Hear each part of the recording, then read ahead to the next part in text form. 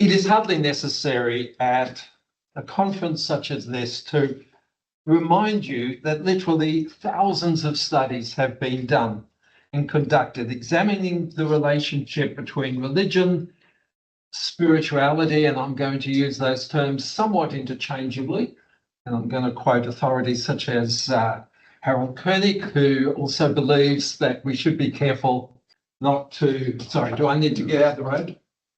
No. That making clear distinctions between those two constructs, I think does provide some problems and some challenges, and we can talk about that in great detail. But I didn't, in my study, distinguish between religion and spirituality. You may well ask, do we need another study? Do we need another correlational study? All things, 80% of the studies in the psychology of religion, only a few years back, were correlational in nature.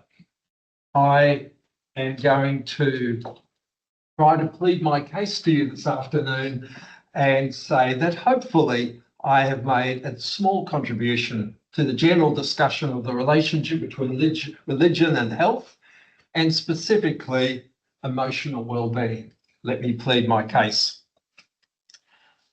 Although numerous studies have been conducted to investigate the association between religion and psychological well-being, questions and ambiguities remain. When meta-studies are conducted, there are invariably a number of studies that show no association between religion and spirituality and emotional well-being.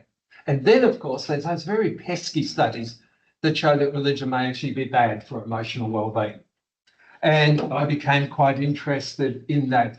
Even someone like Harold Koenig, who is probably more positive about the effects of religion on emotional well-being than some other scholars, even he would say 49 or 50% of the studies end up saying there's a positive relationship. A whole heap say there's none, and then there's a few that say it's negative. I have some suggestions to make on that.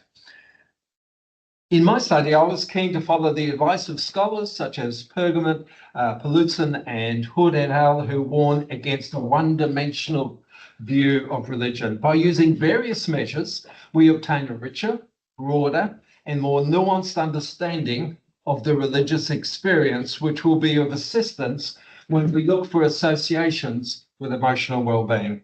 When it comes to religious experience, I think it is safe to say that not all religious or spiritual experiences are equal. In this study, I used 4 lenses through which to examine the religious experience. While the study is cross-sectional correlational design, of which there have been so many in our field, I take heart as a scholar no less than Ralph Hood stated they are far from useless. Hopefully my presentation this afternoon will be far from useless. Also, the correlational study used a structural equation modelling approach, which allows for the study of numerous dependent variables at the one time, thus providing a comprehensive relational map of endogenous and exogenous variables. It also at least hints at causality. And some who are better at statistics than me may challenge that, but the people who've come up with structural equation modelling do make a case for the fact that at least causal inferences can be made if you have a good theoretical foundation behind it, which really forms the basis of your structural equation model. Many studies examining the link between religion and health have used behavioural measures such as church attendance, frequency of prayer, or attendance at religious meetings as the dependent variable to describe religion, the independent variable to describe religion. Rosemarin and Ladle in their meta-study in 2020 found mixed results on the relationship between religion and anxiety when behavioural measures are employed, and make a case for moving away from behavioural measures when assessing for the presence of religion and spirituality due to mixed findings and low R values. Using measures that are attitudinal has the potential to provide a better understanding of the religious experience and thus its relationship to emotional well-being. Very limited number of studies have been constructed in Australia on the relationship between religion and spirituality and emotional well-being, and none have used the particular version of the Quest scale, which sees religion as an ongoing journey and values change and fluidity and existential questions and tentativity. None use the particular version that I have, and only 3 use the balanced Quest scale, which the originator of the Quest scale, Baxman, told me in an email that he doesn't like. And none have used Straig's religious schema scale, which comes from his developmental model, a follow-on of the work of James Fowler. There's been much debate about the usefulness or otherwise of the religious orientation scales, and yet, despite being called the bane of the psychology of religion by some, I recently saw an article published in no less than the Archives for the Psychology of Religion, a very prestigious journal, that use the religious orientation constructs and corresponding scales. In today's climate, I would suggest to you, with the rising of Christian nationalism in the US and the use of religious language, the constructs of intrinsic religiosity may still have some relevance, and the need to distinguish between extrinsic and intrinsic expressions of religion may still be useful. We need to question whether the acceptance of religious language and the selective cherry picking of 1 or 2 particular issues important to some religious people is enough for religion to do its best work and to bring out the best the human spirit has to offer. Indeed, to use family systems terminology, is first order change enough, or do we need second order change as well? I would argue that intrinsic religiosity speaks to second order change. Aspects of the discussion I sought to add to highlight the importance of flexibility, growth, and change, and surely that's a good thing. Whether you apply that to political, religious, or social views, surely we must agree that it's better to be open than closed, better to listen than to proclaim, and better to be inclusive rather than exclusive. My study claims that these issues, expressed through problematic and imperfect measures, still matter and should still be discussed, debated, and researched. Also, there's a scarcity of studies that have examined the role of mediating variables, and none that have used the variables that were used in this study, to my knowledge. So, what is the research question? Sorry, I didn't realise I needed to.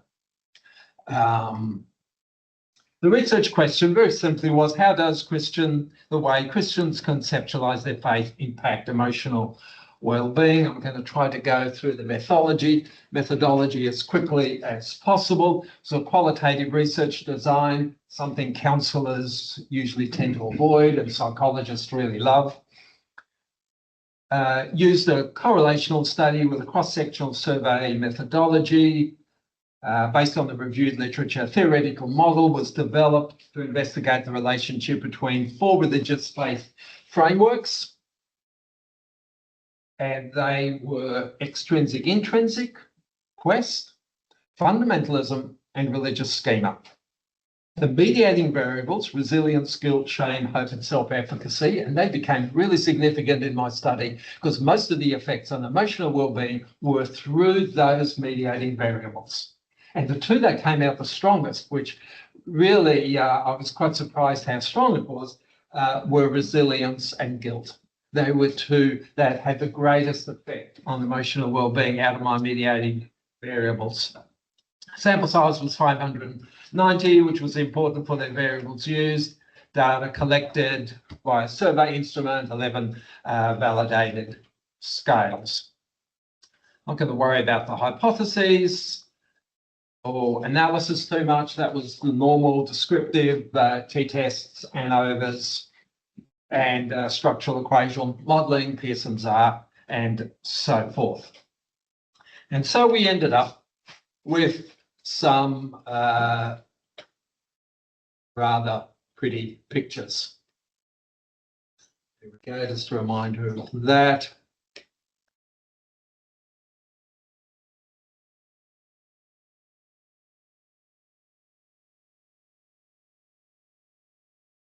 Okay, let's have a look at this first. This just summarizes what I've said. Probably a little bit to get your head around. You'll see that Quest had 3 subscales, religious schema had 3 subscales. And what we did with extrinsic, we divided that into extrinsic social, and extrinsic personal, and that ended up being significant. That ended up being really significant. It surprised me how significant it actually was. There's just some of the detail. See that I haven't kept up with my slides while I've been talking, because being a male, I can't do 2 things at once.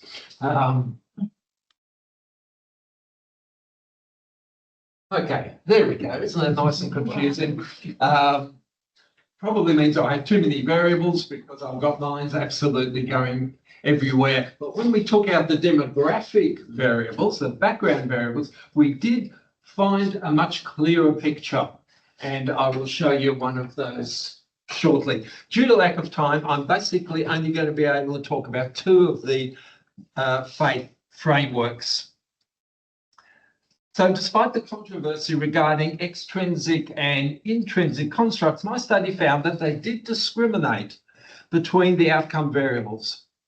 As has been shown to be the case so many times, intrinsic religiosity showed a positive relationship with all 5 outcome variables. Extrinsic social also showed a positive relationship with all 5 outcome variables, although it was quite small. Intrinsic showed a positive relationship with all 5 outcome variables. Extrinsic social also showed a positive relationship with emotional well-being. Extrinsic personal, this is where people are religious for what they can get out of it. If I pray enough, God will make sure nothing bad happens to me. You know, like almost a Santa Claus view of God. Religion is a means to an end rather than an end in itself. That consistently showed a negative relationship with all aspects of emotional well-being. Again, beta values were small, so we can't get too excited, jump up and down too much, but I was surprised about the consistency. And the real significant thing here that surprised me was the significance of guilt. This was not correlated with intrinsic faith, which is interesting because religion has so often been accused, particularly in my country, of inducing guilt. Probably the person who was big on that was Albert Ellis. He wrote a lot about that. He's very much against religion for most of his life, based on the fact that it just brought guilt and shame. Interesting, my study showed no relationship between intrinsic religiosity and guilt, but did between extrinsic personal. So the issue for me is, as soon as you say, is religion good for you or bad for you, it's the wrong question. Because the question really is, well, what do you mean by religion? What type of religion is it? How does it manifest itself? And that question should always be asked when we talk about religion. I would argue the same for spirituality. Another interesting relationship that involved guilt was fundamentalism. Out of the 5 mediating variables, fundamentalism only had a relationship with guilt, none of the others. Guilt correlated with each of the 5 outcome variables, decreasing emotional well-being in each case. Any positive relationship that fundamentalism may have had with emotional well-being, show you this because this is quite amazing, with emotional well-being was negated by the negative effect of guilt. An article I would love to write sooner rather than later, but I only have the title in my head so far, and it would be called Be a Fundamentalist If You Must, but Do It With Grace. Paluzian coined the term gentle fundamentals, which is fundamentalism without militancy. Oh dear. The scale I used did not distinguish between different types of fundamentalism, and there's a case to be made for distinguishing. And it would be interesting if I distinguished between various types of fundamentalism, and there might be a gentle fundamentals, which does not have either defensiveness or militancy, which is so often associated with common expressions. Let me just say one thing about the Quest scale. Remember, there were 3 different things that it measured. I expected Quest to correlate, as it has in other studies, with lower levels of emotional well-being. The 3 scales operated quite differently. Quest Doubt, interestingly enough, showed a small positive relationship to emotional well-being, which is interesting when you think of the spiritual struggles research and coping, religious and positive coping stuff. That really surprised me. I expected it to be the other way around. It may be that being able to doubt one's beliefs allows for a more successful response to life's challenges when compared with a more linear, rigid, analytical cognitive style. And some work in psychology and psychological models that we could pull into that. My time is well and truly gone, and I must not be hypocritical and expect the other speakers to stick to time if I don't. This study used a unique research design that sought to examine religion through a number of different lenses in order to continue to understand the complex relationship between religion and mental health. Of special interest to me was the role that guilt and resilience played as mediating variables. This would suggest that anything that religious leaders can do to increase resilience and discourage guilt would be worthwhile to a possible means to increase emotional well-being. Thank you for listening.